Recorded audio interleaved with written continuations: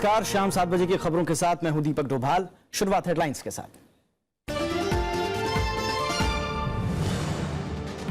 आरक्षण के लिए जाट समुदाय का दिल्ली में प्रदर्शन। हरियाणा में 13 मार्च से असहयोग आंदोलन, दिल्ली कूच करने की चेतावनी।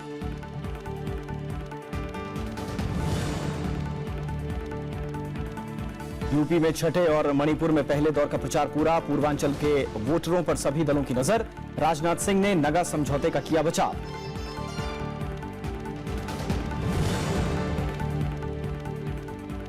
ऑनलाइन रेलवे टिकट के लिए आधार होगा अनिवार्य। सीनियर सिटीजन के लिए 1 अप्रैल से लागू। दिल्ली में ट्रेन से ट्रकों की ढुलाई शुरू।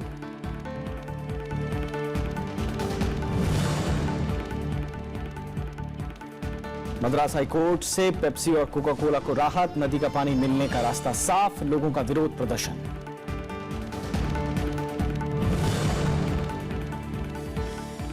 रणनीतिक रिश्तों को विस्तार देंगे भारत और अमेरिका।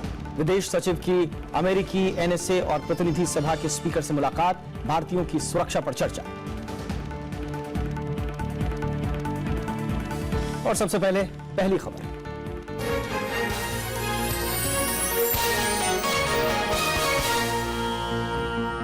हरियाणा में चल रहा जाट आरक्षण आंदोलन दिल्ली पहुंच गया है। आरक्षण समेत 7 मांगों को लेकर जाट समुदाय के लोगों ने जंतर मंतर पर धरना दिया और संसद का घेराव करने की कोशिश की। जाट प्रदर्शनकारियों ने अपनी मांगों के समर्थन में जल्द ही दिल्ली कूच की चेतावनी दी है। दिल्ली के जंतर मंतर पर प्रदर्शन कर रहे ये हैं जाट समुदाय के लोग, जो आरक्षण समेत दूसरी मांगों के समर्थन में प्रदर्शन कर रहे हैं। गुरुवार को हरियाणा, राजस्थान, उत्तर प्रदेश समेत कई राज्यों से जाट दिल्ली पहुंचे। अपनी मांगों और सरकार के रुख से नाराज जाट प्रदर्शनकारियों ने संसद का घेराव करने की भी कोशिश की। जाट आरक्षण संघर्ष समिति के अध्यक्ष यशपाल मलिक ने चेतावनी दी है कि जाटों की मांगे नहीं मानी गई तो वो दिल्ली का घेराव करेंगे। 50 लाख लोग होली के बाद दिल्ली में घुसेंगे और वे अपने ट्रैक्टर ट्रॉलियों से अनिश्चित काल के लिए आएंगे। कोई अप्रिय घटना नहीं होगी, लेकिन सरकार साजिश रचेगी तो निश्चित रूप से उसमें यह गाज भी हो सकती है। जाट हरियाणा में 13 मार्च से असहयोग आंदोलन भी करेंगे। उन्होंने बिजली पानी का बिल और बैंक का लोन न चुकाने का ऐलान किया है। जाट अपनी मांगों को लेकर बीते कई दिनों से हरियाणा के सभी जिलों में धरना दे रहे हैं।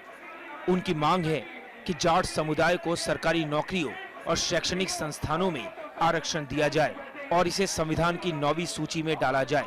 इसके अलावा पिछले साल फरवरी में आंदोलन के दौरान मारे गए जाट युवाओं के परिजनों को नौकरी दी जाए। जाट युवकों पर दर्ज केस वापस लिए जाएं और गिरफ्तार लोगों की रिहाई हो। साथ ही जातीय द्वेष फैलाने वाले अधिकारियों और कर्मचारियों पर कार्रवाई की मांग शामिल है। जो बच्चे जेल में बंद पड़े हैं उनको छोड़ना चाहिए और जिन बच्चों पे केस दर्ज हुआ है उनका केस हटाने चाहिए और जाटों को आरक्षण मिलना चाहिए। हरियाणा सरकार का कहना है कि जाटों की ज्यादातर मांगे मान ली गई हैं, लेकिन आरक्षण का मामला अदालत में लंबित है। पिछले साल हुए जाट आंदोलन के दौरान हिंसा में 30 से ज्यादा लोग मारे गए थे और सैकड़ों लोग घायल हुए थे। साथ ही करोड़ों रुपए की संपत्ति का नुकसान हुआ था। प्रणव गोस्वामी, राज्यसभा टीवी। और जाट आंदोलन पर ज्यादा बातचीत के लिए इस वक्त हमारे साथ जाट नेता डॉक्टर वीरेंद्र संधू हमारे साथ खुद स्टूडियो में मौजूद हैं। डॉक्टर वीरेंद्र, बहुत बहुत स्वागत है आपका। Thank you. पहले ये बताइए कि तकरीबन 1 साल होने को आया, जनवरी फरवरी की पिछले साल की बात है और अब आज 2 मार्च है। इन 1 साल में ऐसा क्या हुआ, क्योंकि सरकार बार बार ये कहती रही है कि उनकी तरफ से आपकी मांगों को पूरा करने की कोई कसर नहीं छोड़ी गई और मामला चूंकि अब अदालत में है इसलिए उनके हाथ बंधे हुए हैं, तो अब आपने जो दोबारा से जो एजिटेशन शुरू किया है इसकी वजह क्या है? देखिए, जो पिछला आंदोलन हमारा हुआ था 14 फरवरी से 22 फरवरी तक, 22 फरवरी को जो सरकार ने घोषणा की थी कि हम जाटों को आरक्षण देंगे, और उसी फैसले में यह भी फैसला होता है जितने भी केस जाट लोगों के खिलाफ, जितने भी आंदोलनकारियों के खिलाफ केस हैं वो वापस लिए जाएंगे। लेकिन एक मुख्य विषय ये था कि जो जाटों को जो रिजर्वेशन दिया जाएगा वो 50 पर, क्योंकि इंदिरा साहनी केस में ये है कि जो भी 50% से ऊपर रिजर्वेशन वो अनकॉन्स्टिट्यूशनल है। हमारा मुख्य मुद्दा ये था कि जो रिजर्वेशन दिया जाएगा उसको 9th शेड्यूल की प्रोटेक्शन मिले। अगर 9th शेड्यूल की प्रोटेक्शन, कॉन्स्टिट्यूशन जो प्रोटेक्शन जाट रिजर्वेशन को मिल जाती, तब जिस मुद्दे को लेकर पंजाब और हरियाणा हाईकोर्ट ने अब इसको स्टे किया, उस मुद्दे को लेकर वो स्टे नहीं कर पाते। पार्लियामेंट अगर इसको 9वीं सूची में डाल देती तो इसको सिर्फ स्टे करने का एक ही ग्राउंड बचता, वो है basic structure of Indian constitution. तो हमारा एक वो मांग सरकार ने हमारी नहीं मानी। दूसरी जो हमारी सरकार से मांग थी कि जो जितने भी केसेस आंदोलन के टाइम पे हुए हैं और पहले भी देश में जितने भी आंदोलन हुए हैं उस टाइम पे जितने भी लोगों के खिलाफ केसेस हुए हैं वो सारे वापस हुए हैं, लेकिन सरकार ने यहाँ पे केस वापस नहीं लिए। तीसरी बात ये थी कि हमारे 70 से भी ज्यादा लोग आज भी जेलों में बंद हैं, उनके ऊपर आप देखिए कि एक बार SIT हरियाणा गवर्नमेंट ने अपनी रिपोर्ट ली, अपनी पुलिस ने इन्वेस्टिगेशन करवाई, उसको पूरी होने के बाद जब चार्जशीट फाइल कर दी गई तब सरकार ने बाकी सारे केसेस को फिर CBI के पास भेज दिया। बार बार वो इन्वेस्टिगेशन करवा रहे हैं। हमारा जो एक भी मांग किसी भी तरीके की, चाहे वो आरक्षण की मांग है, चाहे केस वापस लेने की मांग है, चाहे गिरफ्तार लोगों को बाहर निकालने की मांग है, कोई भी मांग पिछले 1 साल में पूरी नहीं हुई है। और इसी को लेकर जाट समुदाय ने कितना वेट किया। आप देखिए 22 फरवरी से लेकर अब दोबारा हमने 29 जनवरी से फिर आंदोलन का रुख अपनाया। 1 महीने से हमारा शांतिपूर्ण आंदोलन चल रहा है, लेकिन सरकार की तरफ से कोई किसी भी तरह का पॉजिटिव रुख हमें नजर नहीं आ रहा। तो आप ये कहना चाह रहे हैं कि अब क्योंकि मामला सब जुडिश है तो आप इस पे ज्यादा फोकस नहीं कर रहे हैं, कि आरक्षण वाली बात पे फोकस नहीं कर रहे हैं, नौकरी वाली बात पे फोकस नहीं कर रहे हैं। आपका फोकस ये है कि जो जाट नेता पिछले साल बंद हुए थे उनकी रिहाई की जाए, ये आपकी अब मेन मांग है। आज के दिन वैसे तो हमारा मुद्दा ये भी था कि 9 शेड्यूल में इसको डाला जाए, जो कि नहीं डाला गया पार्लियामेंट ने, लेकिन क्योंकि मैटर हाई कोर्ट में है और उसकी हर जो पैरवी चल रही है उसका हम वेट कर रहे हैं। आज के दिन जो हमारा मुख्य फोकस है वो ये फोकस है कि जो CRPC की धारा 321 है उस धारा का यूज करके सरकार जितने भी केस उस टाइम पे जितने भी केस थे सारे के सारे गलती हुए थे। आप देखिए 31 लोग मरे, वो लोग किसने मारे? उसके खिलाफ तो कोई भी केस पेंडिंग नहीं है। किसी जो लोग आज जेलों में बंद हैं उनके खिलाफ किसी के खिलाफ 302 का मुकदमा नहीं है। इसका मतलब कोई लोग मर्डर के केस में अंदर नहीं है। 31 लोग जिन्होंने मारे उसके उनके खिलाफ तो किसी भी तरह का केस नहीं है। जो भी लोग आंदोलन में बैठे थे, जो सड़कों पे बैठे थे, जिन्होंने पेड़ काटे, जिस तरह के छोटे छोटे भावनात्मक रूप से आंदोलन में जो जिस तरह के मुद्दे होते हैं उनको लेके वो लोग गिरफ्तार हैं, जेलों में बंद हैं, उनके ऊपर केसेस दर्ज हैं, वो केस वापस लिए जाएं। आप जाट नेता होने के नाते मुझे थोड़ा सा एक बात बताइए। पिछले साल जाट आंदोलन को लेकर न सिर्फ हरियाणा, दिल्ली, उत्तर प्रदेश आसपास के बल्कि पूरे देश में एक भय का माहौल था, क्योंकि जिस तरह की हिंसा उस आंदोलन के दौरान हुई। एक जाट नेता होने के नाते आप इस देश की जनता को क्या भरोसा दिलाना चाहेंगे कि अब जो आपका एजिटेशन है, क्योंकि सरकार से आपकी बातचीत तो चलेगी, लेकिन जो अब जो आपका आंदोलन है वो हिंसक रूप अख्तियार नहीं करेगा, इसके लिए आप लोगों ने कोई रणनीति बनाई है? क्योंकि शुरुआत आप लोगों ने असहयोग आंदोलन से की है इस बार। नहीं, आप देखिए शुरुआत ऐसी नहीं की। शांति की अगर आप बात करोगे, जो पिछला आंदोलन था वो 14 तारीख से चला था। 14, 15, 16, 17, 18, 19 तक किसी भी तरह की हिंसक घटनाएं नहीं हुई। जो हुई स्टार्टिंग जहां से हुई वो गोलियों से हुई, पुलिस की गोलियों से हुई। इस तरह का जो अब की बार का जो आंदोलन है वो 29 जनवरी से स्टार्ट हो चुका है। आप देखिए 1 महीने से ज्यादा आंदोलन चल रहे हैं और 20 से ज्यादा डिस्ट्रिक्ट्स में आंदोलन चल रहे हैं। 50,000 से ज्यादा लोग हर रोज इकट्ठा हो रहे हैं और किसी भी तरह की अप्रिय घटना है, शांति घटना नहीं है। लेकिन आप लोगों का दावा है कि अब 50 लाख से ज्यादा जाट अपने ट्रैक्टर, ट्रॉली, खाने पीने का सामान लेकर दिल्ली कूच करेंगे। देखिए हम संविधान में विश्वास रखते हैं। जो आरक्षण का जो प्रोविजंस है, जो आरक्षण का प्रावधान वो भी संविधान में दिया गया है। उसी संवैधानिक अधिकार के लिए लड़ रहे हैं और शांतिपूर्ण तरीके से संविधान में आस्था रखते हैं और जो देश की जो जुडिशरी है उसमें आस्था रखते हुए हम आंदोलन करते हैं। और हमारी तरफ से इस तरह का माहौल, हम जो भाईचारे को साथ लेके चलते हैं। हमारे आंदोलन का जो आप देखोगे, हमारे आंदोलन को सपोर्ट सबकी मिली, सभी कास्ट सपोर्ट करिए, लेकिन कुछ पॉलिटिकल लीडर्स पॉलिटिकल गेन के लिए, फायदा उठाने के लिए, जाट नॉन जाट के जो डिवाइड एंड रूल की पॉलिटिक्स करने के लिए लोगों को उकसा रहे हैं इस तरह। लेकिन जाट अब की भी इतना समझदार हो चुका है, इतने अच्छे। पिछला जो हमारा आंदोलन था उसमें एक छोटी सी कमी ये रही कि उस आंदोलन को हमें एक नेतृत्व नहीं मिला। अलग अलग साइमल्टेनियसली आंदोलन अलग अलग तरीके से चला, उसमें कोई लीड नहीं करा था। लेकिन इस बार का जो आंदोलन है पूर्ण रूप से एक लीडरशिप के अंडर चल रहा है और पूरे संगठनात्मक रूप से उसकी एक हर पॉलिसी है। समय बहुत कम है मेरे पास, आप मुझे 30 सेकंड में सिर्फ इतना बताइए कि सरकार ने अभी तक आपको क्या कहा है? कोई पॉजिटिव रुख सरकार ने अभी तक दिया है आज शाम तक? देखिए सरकार आज तक अभी ये कह रही है कि जो मुकदमे वो वापस इसलिए नहीं हो सकते क्योंकि जो CBI का मैटर है वो अब यूनियन गवर्नमेंट के पास है। केंद्रीय सरकार इसमें ऐसा कर सकती है, लेकिन ऐसा नहीं। आप सोचिए, केंद्र में भी भारतीय जनता पार्टी की सरकार है, राज्य में भी केंद्र भारतीय जनता पार्टी की सरकार है और जो CRPC की धारा 321 का यूज करते हुए होम मिनिस्ट्री केस वापस ले सकते हैं। इसलिए आप दिल्ली आए। बहुत बहुत शुक्रिया हमसे बातचीत करने के लिए। Thank you so much. Thank you. तो ये थी हमारी पहली खबर और कुछ और खबरों का रुख करते हैं। उत्तर प्रदेश में छठे दौर के लिए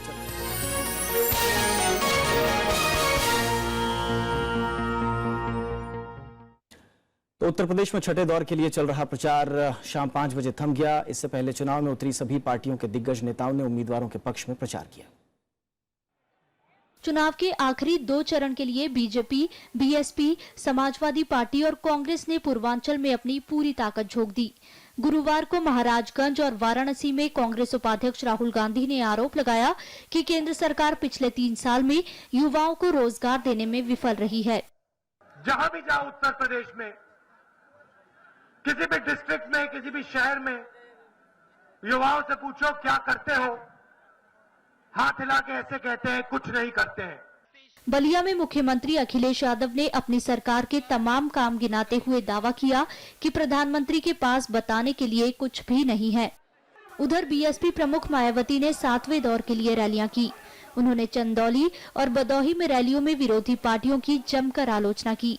मायावती ने प्रदेश सरकार और केंद्र सरकार को हर मोर्चे पर नाकाम करार दिया।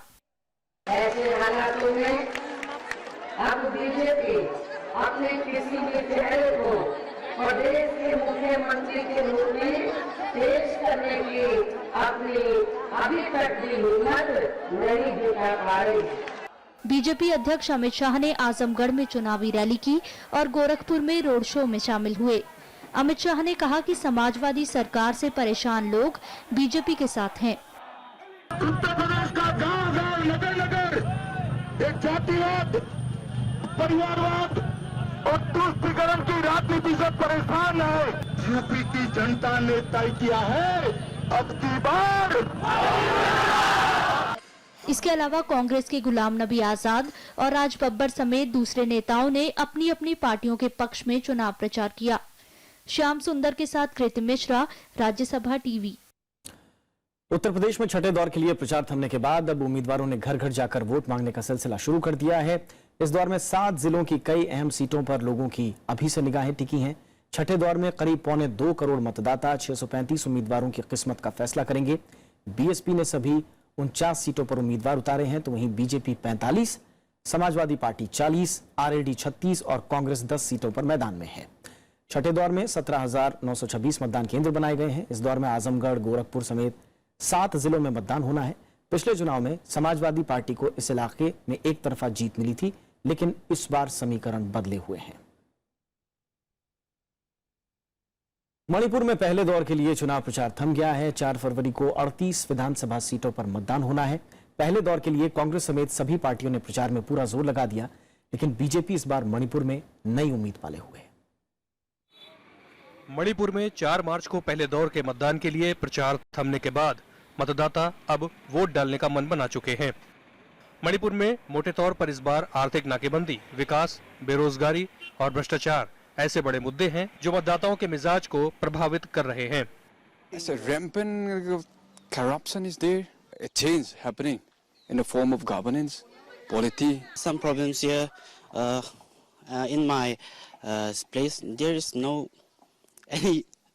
There's good things that I can, but I have to choose one of them. It is better. Manipur has multiple issues, ILP, Naga issues, and unemployed problem.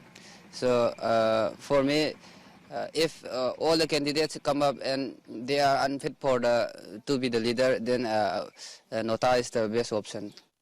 इस दौर में कांग्रेस के प्रदेश अध्यक्ष TN हॉकिप, बीजेपी उपाध्यक्ष शरद चंद्र और इरोम शर्मिला की प्रजा पार्टी के संयोजक इरेंद्रो लाइचोम्बम समेत कई दिग्गजों की किस्मत का फैसला होना है।